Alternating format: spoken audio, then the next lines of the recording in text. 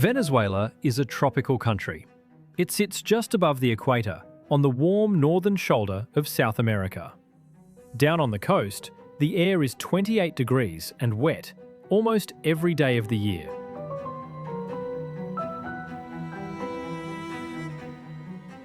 And almost nobody lives there. More than 80% of Venezuelans are folded into a thin strip in the north. Not on the coast, above it. They climbed. In a country larger than France and Germany combined, the people gathered onto a narrow shelf of mountains and left the warm interior nearly empty.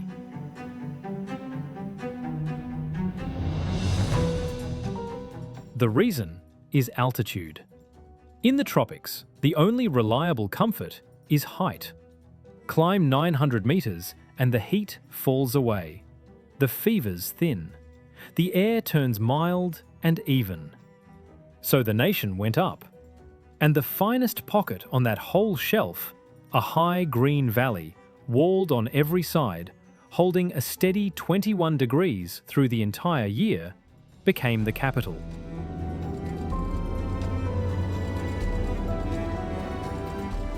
Three million people, the heart of the country. A city its admirers call the City of Eternal Spring. But the mountains that cooled that valley were not raised gently. They were lifted by a collision. Two of the Earth's plates, grinding past each other a few centimeters a year for millions of years. That collision built the wall that shelters the city. And it left something behind. Running along the coast, threaded just beneath the valley floor, is one of the most active fault systems on the continent.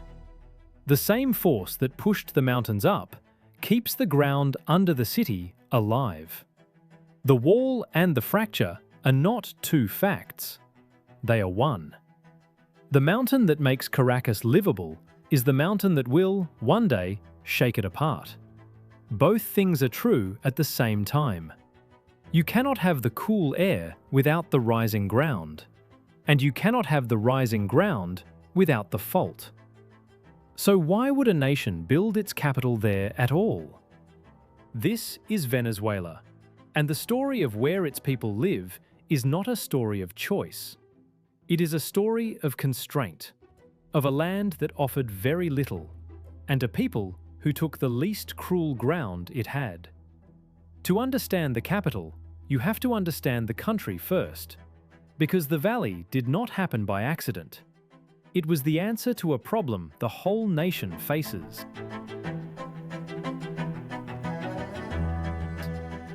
Venezuela has four worlds inside it. In the northwest, around Lake Maracaibo, a flat spoonful of lowland sits open to the Caribbean, hot and swampy, with the largest oil reserves on Earth sleeping beneath it. Along the north, a long arc of mountains runs east from the Colombian border, the last reach of the Andes before they slide into the sea. In the center, a vast grassland called the Llanos rolls south to the Orinoco.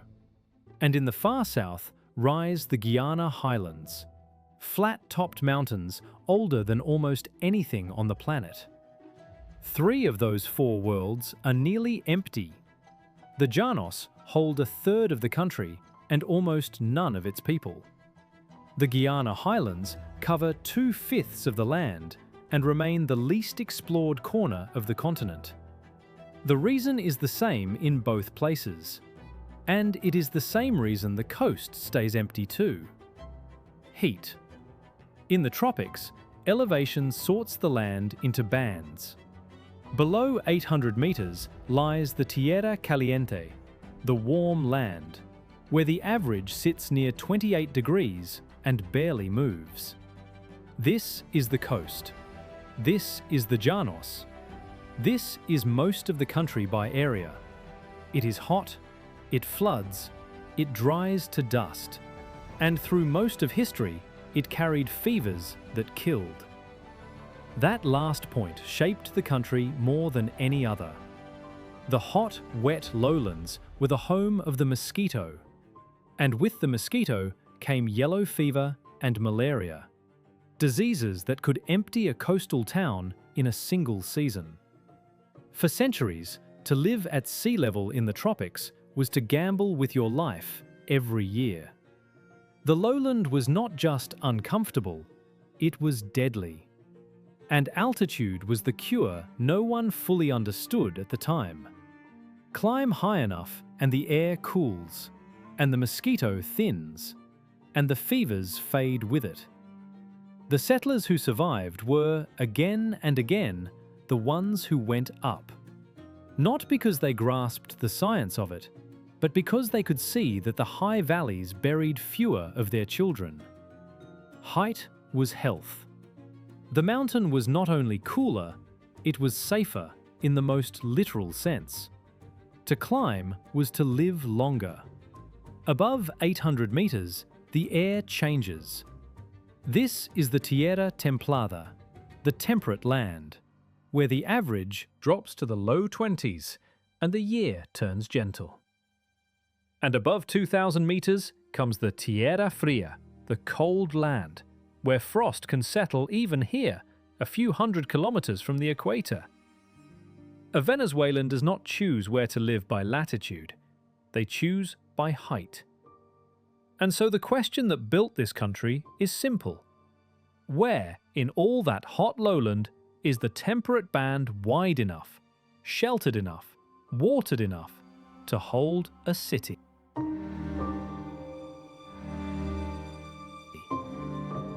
There is more than one answer, and the map of where Venezuelans live is really a map of where they found the right height.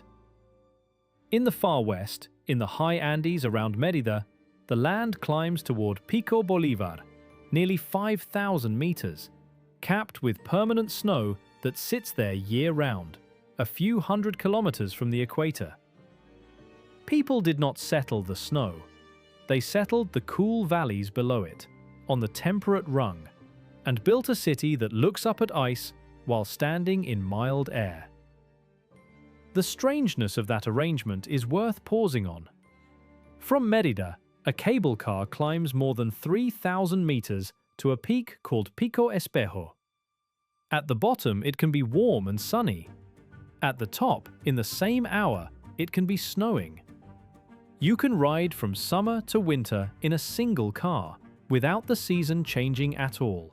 Because in the tropics, season is not made by the calendar, it is made by elevation.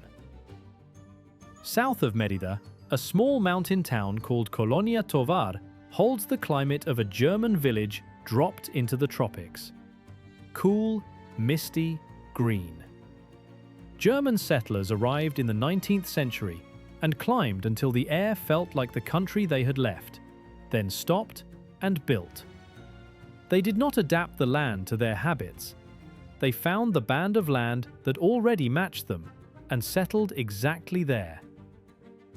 Across the whole country, the pattern repeats. Wherever there is a Venezuelan city of any size, there is a height that made it possible. The lowland is where the work is, the ports, the oil, the cattle. But the living is done above it, on the cool rung, wherever the mountains lift a pocket of land into the gentle air. The nation reads as a scatter of high valleys, each one a small decision to climb out of the heat. But the best answer of all sits near the coast, behind a wall of rock, a valley so well placed that it became not just a city, but the center of a nation. To reach it, you have to climb. From the Caribbean, the land does not ease upward, it leaps. The Cordillera de la Costa, the coastal range, rises almost straight out of the sea. Within 15 kilometers of the waterline, the ground climbs past 2,000 meters. The great peak of the range, El Ávila, lifts to more than 2,600 meters. Its highest neighbor, Pico Naiguatá, reaches 2,765. A wall of green and grey rock, standing between the warm coast and everything behind it.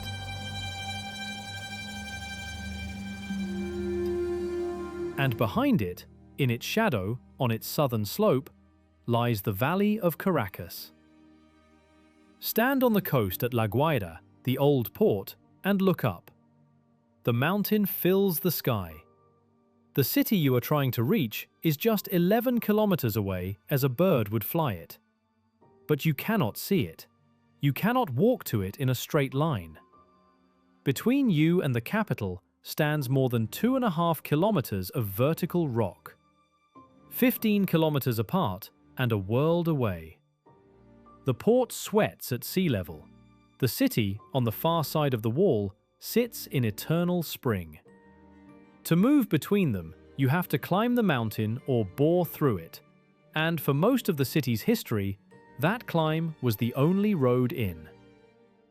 And the same slope that makes the climb so hard hides another danger. One that explains why the people gathered in the valley above and not on the thin coast below. Think about what that northern face is.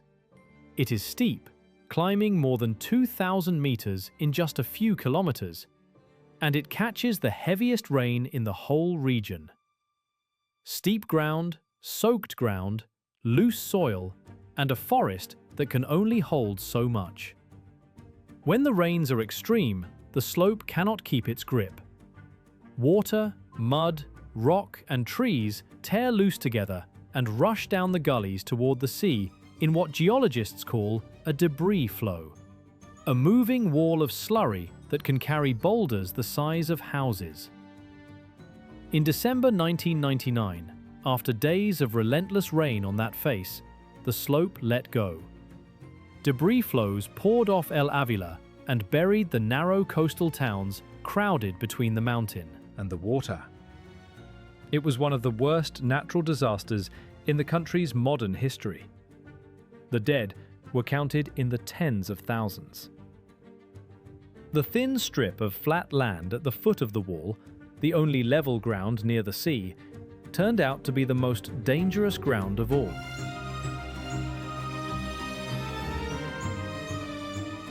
That is the wall's quieter lesson.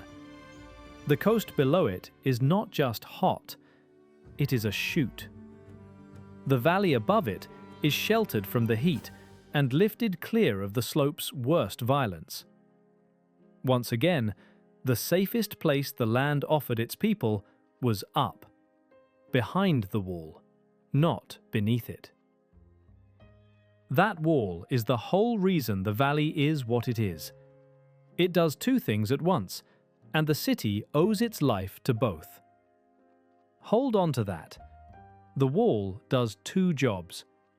We will come back to it. The first job is shelter from heat. The trade winds blow in from the Caribbean, warm and wet. When they hit the face of El Ávila, they are forced upward.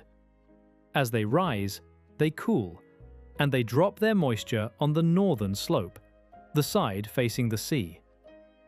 By the time that air spills over the crest and down into the valley, it has been wrung dry and lifted high. The valley breathes mountain air, not coastal air. That is the eternal spring. It is not magic. It is a wall, a wind, and 900 meters of height. You can read that mechanism in the rainfall itself. On the northern face of the mountain, where the trade winds strike and rise, the rain can reach 2,000 millimeters a year. A wet, dripping forest fed by the sea air it intercepts. But cross the crest into the valley, and the figure falls by half or more. Caracas averages around 800 millimeters, and through the dry months from December to April, scarcely any rain falls at all. The mountain takes the weather meant for the valley and keeps most of it on the far side. The city lives in the rain shadow of its own protector. That is why the valley has seasons at all, in a country where the lowlands hardly do. The wet months come from May to November, when the air is moist enough to spill some rain over the wall. The dry months bring clear skies and cool, settled days. The temperature barely moves across the year, a few degrees, no more. But the sky changes, and the people read it. The mountain hands them a calendar the latitude would never have given.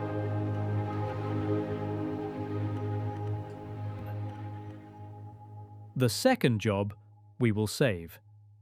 Because of that wall, the valley has another gift the coast never had. The same trade winds that lose their rain on the mountain feed a forest on its flanks. The upper slopes of El Ávila were a cloud forest, trees standing in mist for much of the year, drinking the fog the wind drives against the rock. The people of Caracas call the mountain El Pulmón de la Ciudad, the lung of the city. They are not being poetic.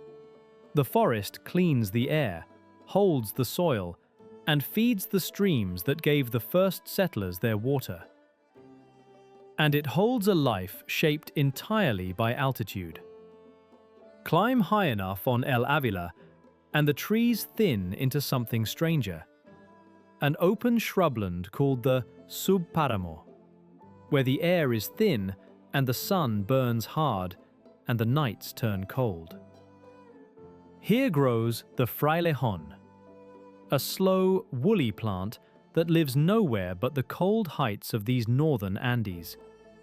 Its leaves are covered in fine silver hair, not for decoration, but for survival. The hairs trap a thin layer of still air against the leaf, shielding it from the wind and the cold, the way a coat traps warmth. Some of these plants grow barely a centimeter a year. A frailejón the height of a person may have stood on that slope for a century, breathing the same thin air, gathering the same fog, asking nothing of the world below.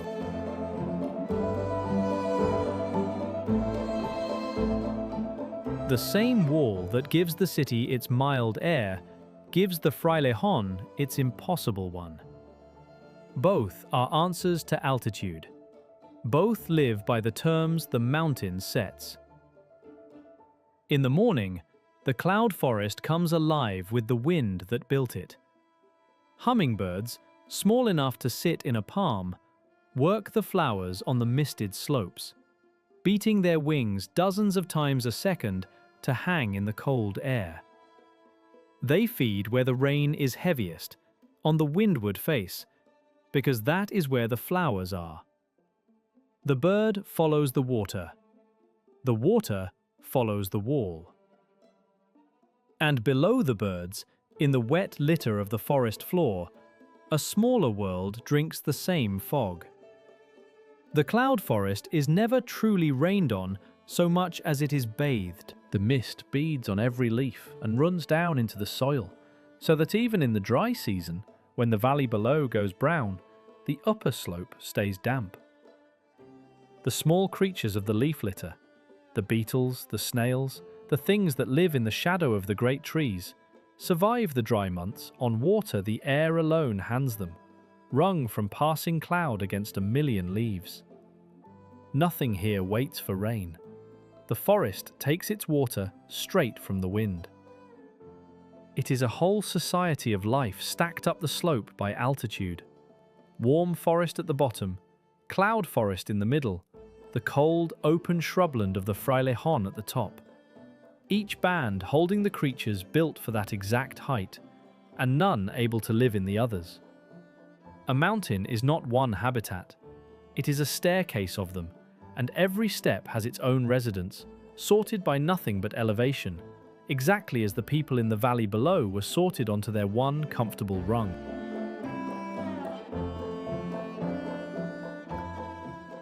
Everything here obeys the same logic. The forest, the bird, the plant, the people in the valley below, all of them living by what the mountain allows. Constraint is not a hardship here. It is the law that holds the whole place together. Now drop down into the valley itself. It is small. The Caracas Valley runs only about 25 kilometers east to west, and in places just 4 kilometers north to south. A narrow cleft, walled by El Ávila to the north and rougher hills to the south, its floor tilting between 870 and a little over 1,000 meters above the sea. Through it runs a river, the Guaire, born from streams that fall off El Ávila and gathered into a single channel that threads east and drains, eventually, into the Tepuis and onward to the sea. For the first people here, that water was everything. A high valley with a steady river, mild air, fertile ground, and a mountain at its back. In a hot and difficult country, it was close to perfect. But a small, high valley has only so much water to give. The streams off El Ávila were enough for a colonial town of a few thousand. They were never going to be enough for a city of millions. And here the terrain set a limit the way it always does, because a valley walled on every side cannot simply reach out for more. So the modern city had to pump. Water is lifted into Caracas from reservoirs and river basins beyond its walls, hauled uphill into the cupped valley because the valley sits above most of the water around it. The same height that gives the city its cool air puts it above its own supply. To live in the gentle pocket, the city must drag its water up to it. One more cost the mountain quietly charges for the privilege of the view.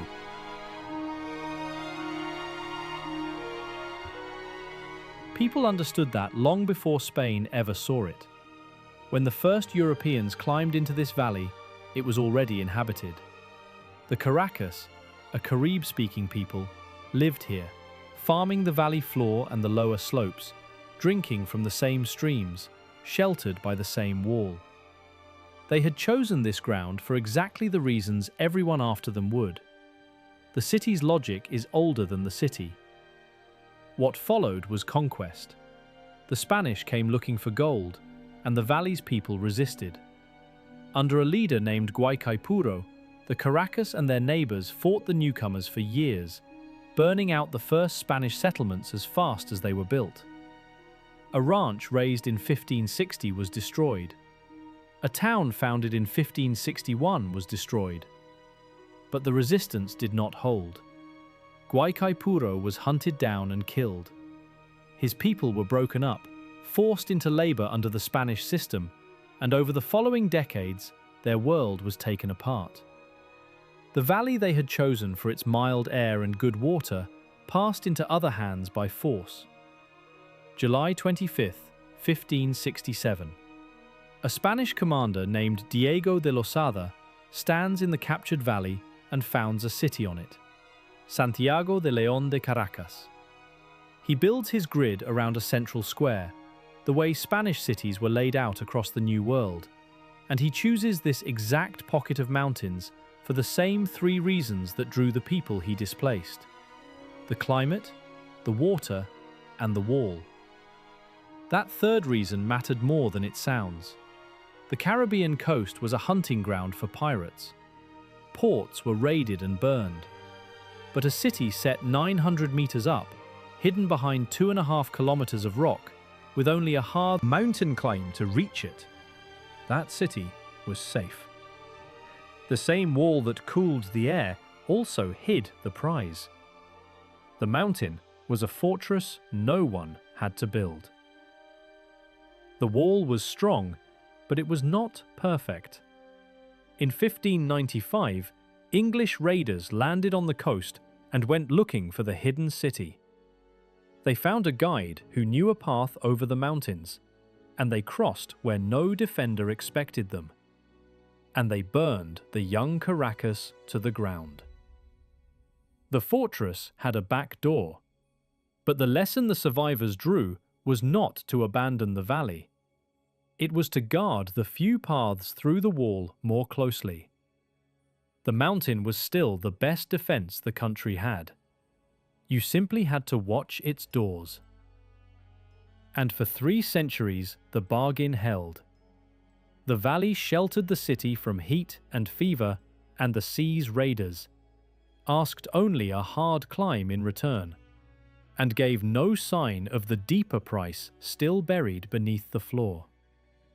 Generations were born and died, believing they lived in the gentlest place in a harsh country. They were right. They simply did not yet know the whole of what they had agreed to.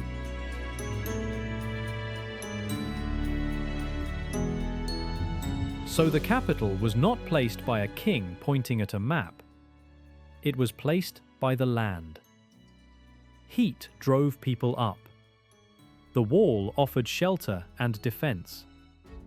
The river offered water. The valley was simply the best ground the country had. And the people, then and now, settled where the terrain allowed, not where they might have wished. For a long time, nothing about that bargain looked dangerous. The city grew slowly for centuries, a colonial town of red roofs and white walls, churches and a cathedral, the streets of the old grid still tracing Losada's plan. It produced a man who would change the continent. Simón Bolívar was born in this valley in 1783, in a house a few steps from the central square. The valley that sheltered a town would help launch a revolution. And then, on a spring afternoon, the second job of the wall came due. March 26, 1812. It is Maundy Thursday, in the middle of Holy Week, and the churches of Caracas are full. The city is 2 years into a war for independence from Spain, and tense with it. At 37 minutes past 4 in the afternoon, the ground moves. It is not a tremor. It is a rupture on the great fault system that runs along the coast.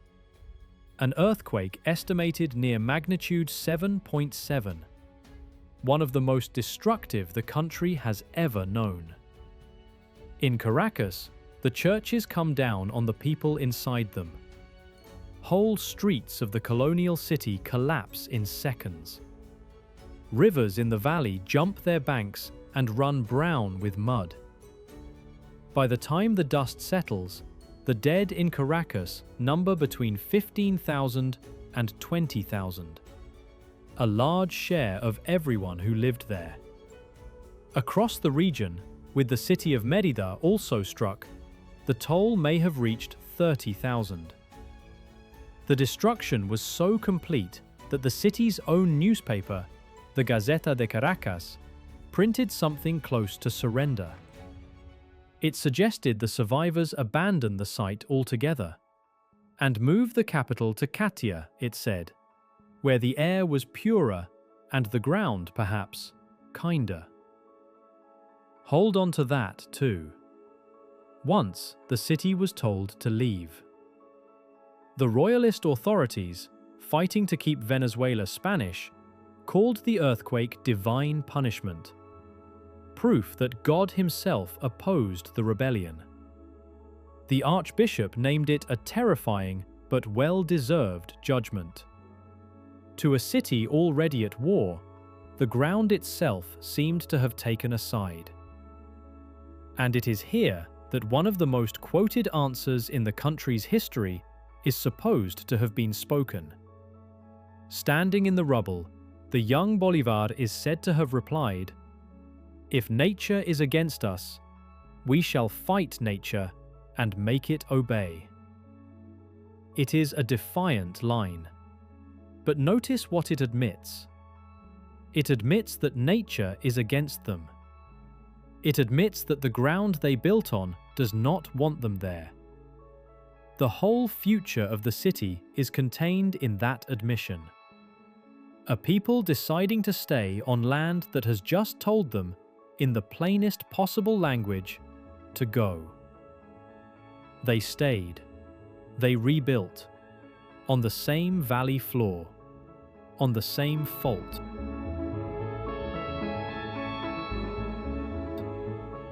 And it was not the first time, nor the last. The valley had shaken before 1812. A destructive quake struck the colonial city as far back as 1641. And it would shake again after. The pattern is older than the nation. The ground gathers its strain in silence for decades, sometimes longer, and then spends it all in a single afternoon. And the city counts its dead and clears its rubble and lays the same stones back down. A cathedral falls. A cathedral is rebuilt. A street collapses. A street is raised again, each time on the identical ground. An outsider might call that madness or denial. It is neither. It is arithmetic. To abandon the valley after a quake, a family would have to weigh one certainty against one possibility. The certain heat and fever and hardship of anywhere lower against the possibility, perhaps once or twice in a lifetime, of the ground moving. Set against a guaranteed worse life below, an occasional catastrophe above is a bargain people will take, and take again, generation after generation. The fault is terrible, but it is rare. And the alternative is terrible every single day. To understand why a sane people would rebuild a capital on the very ground that had just killed thousands of them, you have to look again at the country around them and ask the only question that matters. Where else could they possibly go? Step back from the valley and look at the whole map. The answer is bleak. South of the coastal mountains lie the Llanos, the Great Plains of the Orinoco. A third of the entire country. Flat grassland running 1,300 kilometres from the Andean foothills to the Orinoco Delta. So level that the land rarely rises above 200 metres across that whole expanse. And it is nearly empty of cities. Not because no one tried, but because the land runs to extremes. For half the year, from roughly April to October, the rains come, and the rivers spill, and the plains drown. Sheets of standing water stretching to the horizon, cattle driven onto the few high ridges to escape it. Then the rains stop, and the same land bakes and cracks, and the grass burns brown, and the herds walk for water. Flood, then drought. Drought, then flood. The Llanos feed cattle and little else. A land that cannot decide what it is offers no place to set a city down.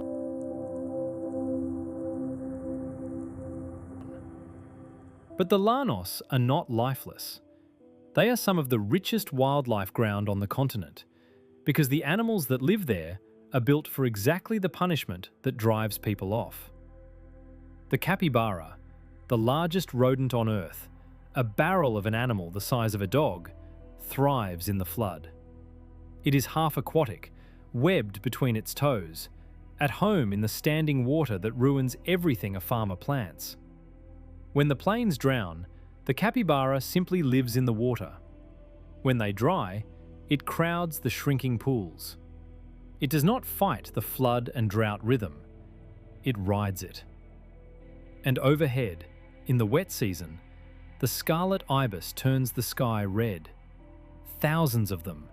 The koro, a bird of impossible colour, wade the flooded grasslands on long legs, sweeping the shallow water for the small creatures the flood brings up. Their scarlet comes from what they eat. The same flood that keeps the cities out lays their table. The flood is not the enemy of life on the Llanos. It is the engine of it. Same land, same constraint. The flood drives the people away and calls the birds in. The terrain sets the terms, and every living thing here answers them, by leaving or by being shaped to stay. And then there is the south. Beyond the Orinoco rises the oldest landscape in Venezuela, the Guiana Highlands. 2/5 of the country, a region of ancient rock, worn smooth by hundreds of millions of years, broken by flat-topped mountains that stand alone above the forest like islands in the sky. The local people call them tepuis. Their sheer cliffs can fall 800 meters in a single drop.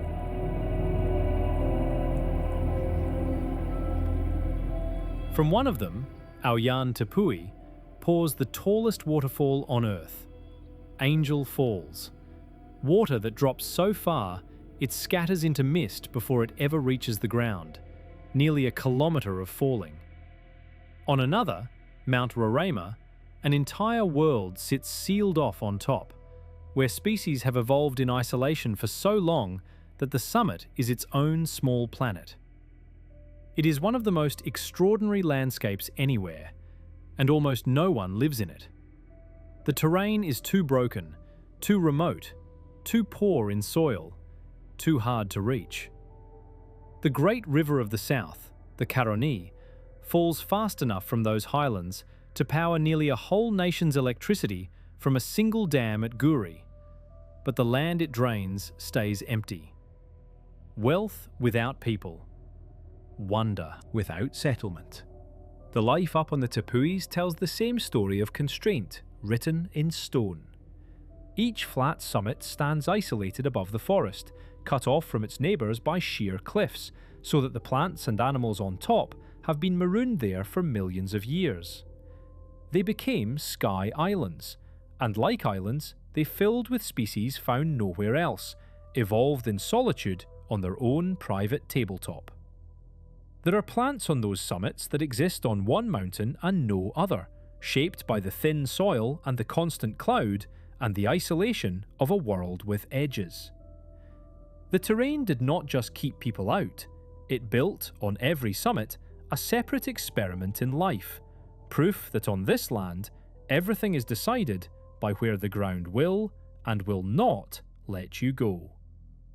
So the country is not empty for lack of beauty or lack of riches. It is empty because the land, almost everywhere, refuses to hold a city. The wealth is real, the wonder is real, but the one thing the great interior will not give is a comfortable, safe, gatherable place to live. For that, there is only the shelf in the north, and on the shelf, the valley. The strangeness goes deeper still. Somewhere in that southern wilderness, a river does something rivers are not supposed to do. The Casiquiare splits the flow of the upper Orinoco and sends part of it across the watershed into a tributary of the Amazon. One river feeding two of the great river systems of the world. A place so untouched that its own water cannot decide which ocean to join. The whole rest of the map tells the same story in different keys. In the northwest, around Lake Maracaibo, lies a spoon of lowland holding some of the largest oil reserves on Earth. But it is hot and swampy and open to the sea, a place to drill, not to gather a people. On a peninsula nearby sits the only true desert in the country, the Médanos de Coro, where mobile sand dunes march across the land in one of the driest corners of South America.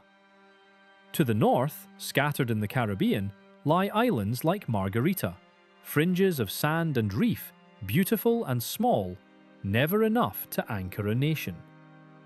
And where the Orinoco finally reaches the Atlantic, it shatters into a maze, a delta wider than 200 kilometers, splitting into hundreds of channels and creeks and low islands, a labyrinth of mangrove and flooded forest so tangled it has never been fully tamed. Rich beyond measure in life, almost impossible to build a city in.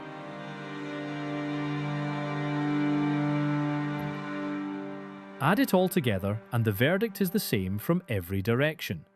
A desert in the northwest, oil swamp on the lake, a flooded plain in the middle, an ancient wilderness in the south, a drowned labyrinth at the river's mouth, a hot, slide-prone coast along the north.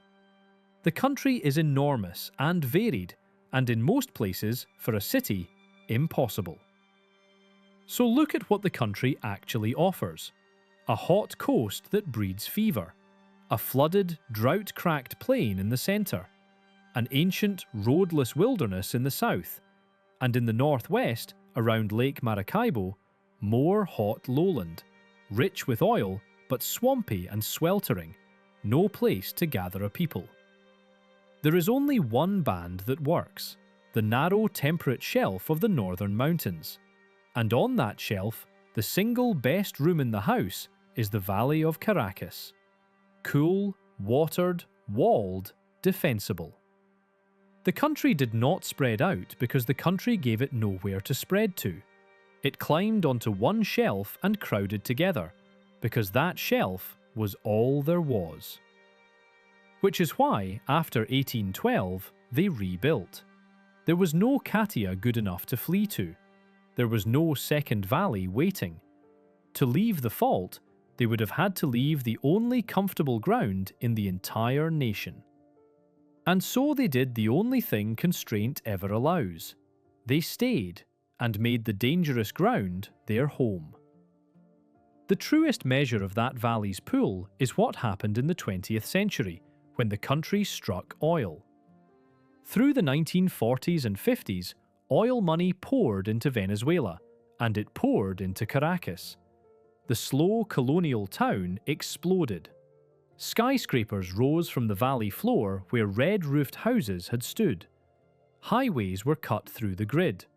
Nearly 500,000 Europeans arrived in a single decade.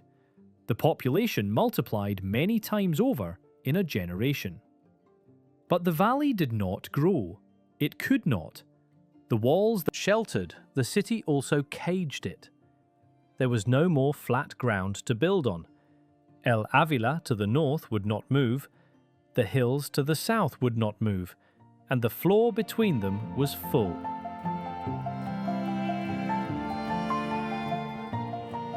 So the city went up the slopes. Onto the steep hillsides ringing the valley, families built homes where there was no flat land at all. Tier upon tier of brick and tin clinging to gradients no planner would have chosen, because the only space left in the valley was vertical. These hillside neighborhoods, the barrios, hold a large share of the city's people today. They exist because the same walls that make the valley a fortress make it a cage. The terrain that protected the city now squeezes it.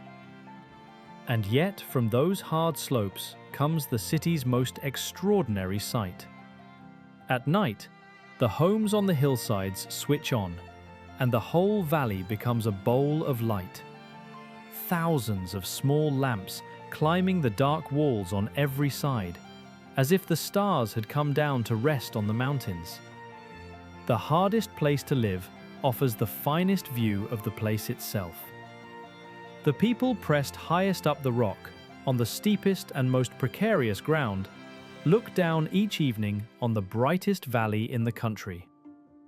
And whatever the slope, the air is the same. Through it all, year-round, the city holds its mild and even warmth. Never cold enough for a coat, never hot enough to drive you indoors. The temperature wandering only a few degrees across an entire year.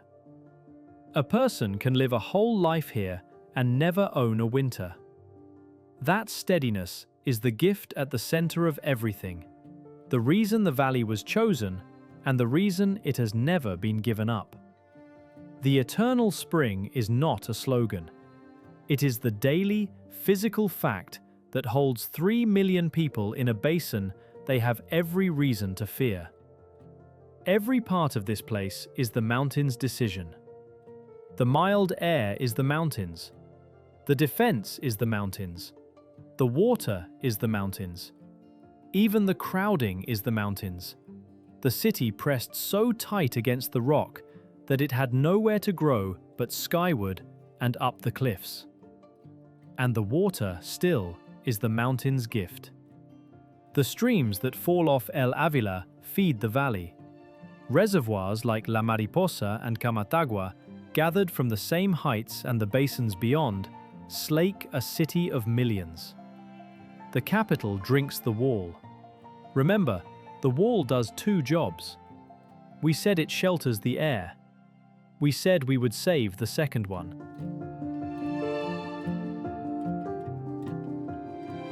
This is the moment to name it. Because everything you have heard so far, the cool valley, the river, the shelter, the defense, the very fact that there was high ground here to settle at all, every bit of it comes from a single cause. And that cause is the danger. Northern Venezuela sits on a seam in the earth.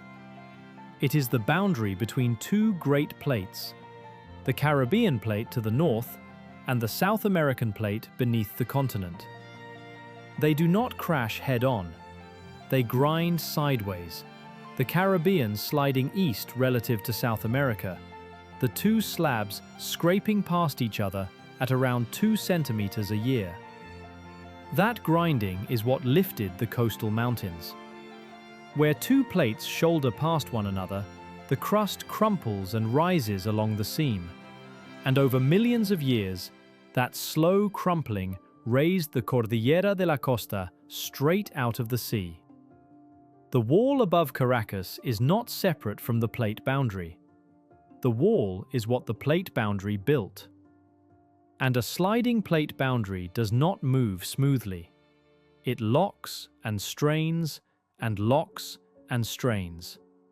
And then it slips, all at once, in an earthquake. The seam that raises the mountains is a fault, and it runs the length of the northern coast. The Boconó-San Sebastián-El Pilar system, the most seismically active structure in the entire country. One strand of it, the San Sebastián Fault, runs along the coast just offshore from Caracas, a few kilometers from the valley, parallel to the very wall that shelters it. It is, in its mechanics, a close cousin of the San Andreas in California. The same kind of sideways grinding boundary. The same long silences broken by sudden, violent slips. Over 4 centuries of record, Venezuela has logged something like 180 earthquakes that did damage. The fault does not rest. It only waits. In 1812, it took the city apart. In 1900, another great shock, estimated near magnitude 7.7 again, rolled through the same coast. The ground here keeps a slow, brutal rhythm, measured not in years, but in lifetimes, so that each generation can almost convince itself the danger belongs to the last one. That is the cruelty of a slow fault. The silences are long enough to forget in. A person can be born in this valley, live a full life, and die without ever feeling the ground move in anger, and pass the city on to children who have only heard the stories. The pressure all the while keeps building beneath them at its steady 2 centimeters a year. The calm is not safety, it is the fault loading. This is the contradiction, fully drawn. The collision that gave Venezuela its one livable shelf is the collision that armed it. The wall that cooled the valley is the wall the fault is still building. You cannot accept the gift and decline the threat. They arrive together, from the same place, by the same hand. The mountain that makes the city is the fault that endangers it. They were never two things.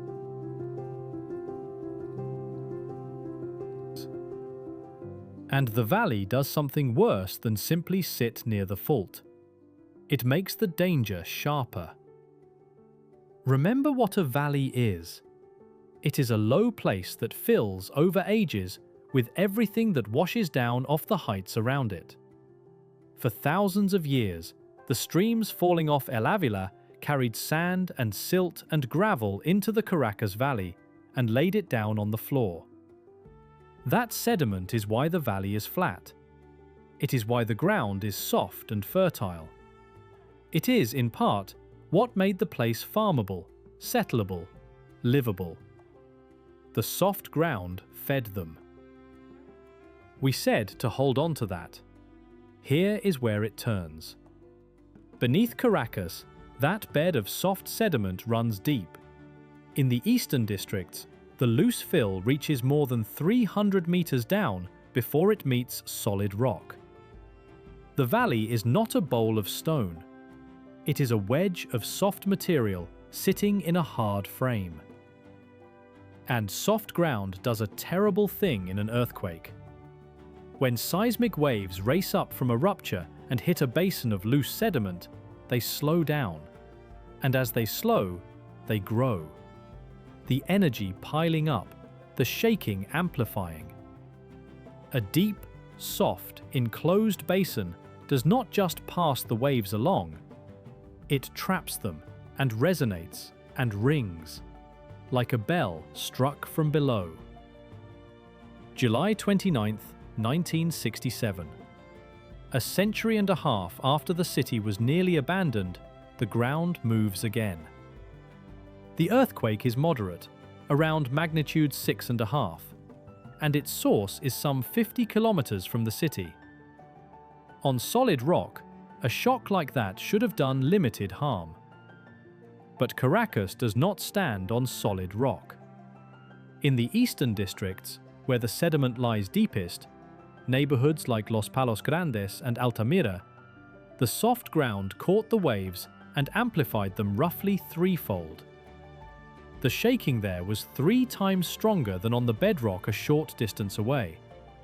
And in exactly those districts, tall modern buildings, towers raised in the oil boom, planted on the deepest fill, came down. Around 240 people died, most of them where the basin rang hardest. And the ground was more precise than that. A deep basin of soft sediment rings slowly, in long, lazy waves, and a tall building sways slowly too. When the two periods match, the building and the basin move together, and the shaking feeds the sway until the structure tears itself apart. So in the east, where the fill ran deepest, it was the tallest towers that fell. But in the west of the city, where the sediment was shallow, the ground rang faster, in short, sharp waves. And there it was the low buildings, the ones that shake at that quicker beat, that came down. The depth of the soil under your feet decided whether you needed to fear a tall building or a short one. The land sorted the dead by geology. Engineers studied that pattern for decades afterward. It became one of the first clear proofs anywhere on Earth that the ground beneath a city can matter as much as the earthquake itself. That two buildings the same distance from the same fault can meet entirely different fates, decided by nothing but the dirt they stand on. Read what the land said that day. The very feature that made the valley habitable, the deep, soft, fertile floor that the mountain streams laid down over ages, is the feature that turns a moderate shock into a catastrophe. The sediment that fed the city is the sediment that amplifies its danger. The land did not just place a fault beneath the people. It built them a basin that doubles the blow. Engineers mapped it afterward, district by district, measuring how deep the fill ran, where the ground would shake hardest, which streets sat over the loudest part of the bell. The danger is not vague, it is charted. The city knows precisely where its own ground will betray it. And it lives there still, because there is nowhere else in the country half so good. That is the whole answer to the question we began with. Why would a nation build its capital on a fault? Because in a tropical country, the only comfortable ground is high. Because the only high ground near the sea, sheltered and watered and safe, is this valley. Because the mountains that lifted that valley into the cool air were raised by the very fault that threatens it. The wall and the fracture are one. And because the soft floor that made the valley livable is the soft floor that amplifies the danger. There was never a version of this city that was both livable and safe. The land did not offer that choice. It offered one good valley, with a fault beneath it and a basin that rings. And a people who needed somewhere to live took it, knowing, since at least 1812, exactly what they were standing on.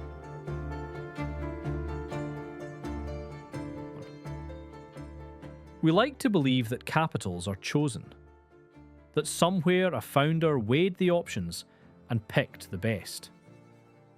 But this capital was not chosen so much as conceded, granted by a land that gave its people one habitable room and built the danger into the walls. The city sits where it sits because the terrain allowed nothing else. Once, after 1812, they were told to leave, to find purer air, kinder ground. They did not go. Not out of stubbornness, and not, in the end, out of Bolivar's defiance. They stayed because there was no kinder ground to find.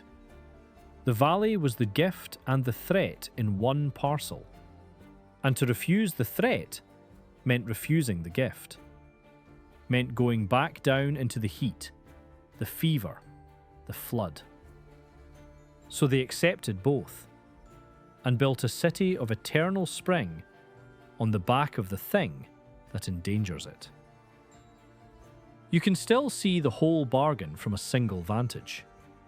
Climb El Ávila, the cable car still runs up its face, and look down. The valley spreads below you, 3 million lives packed into a green cleft, towers and barrios and the thin line of the Guaire, all of it cupped in the soft floor between the walls. At dusk, the lights come on across the whole basin, and the birds of the cloud forest settle into the trees behind you, and the cold begins to slide down the slope the way it has every evening for as long as anyone here remembers.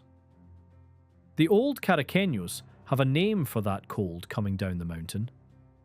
They say Pacheco has arrived, after a flower seller who once carried the December chill into the city with his blooms. The mountain even gives them their seasons. It gives them everything.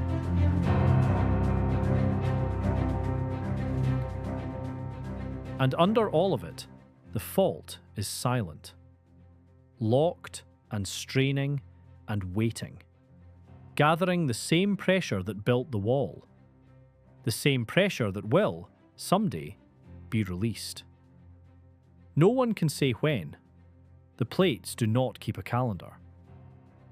The city was warned. The city understood. The city stayed anyway. Not because it was brave, but because the land left it no better choice. That is the deepest truth of this place, and of the country around it. People do not always live where it is safe. They live where the land allows. And here, the only ground that allowed a life at all was the ground that could one day take it back. The mountain that makes Caracas livable is the mountain that will, one day, shake it apart. The people of the valley have always known this. And every evening, when Pacheco comes down the slope and the cool air settles and the city glows in its walls, they make their peace with it again and stay. Thank you for climbing this valley with us. If you want to keep exploring the places where the land itself decides who gets to live and how, stay with us a while longer. Until the next journey.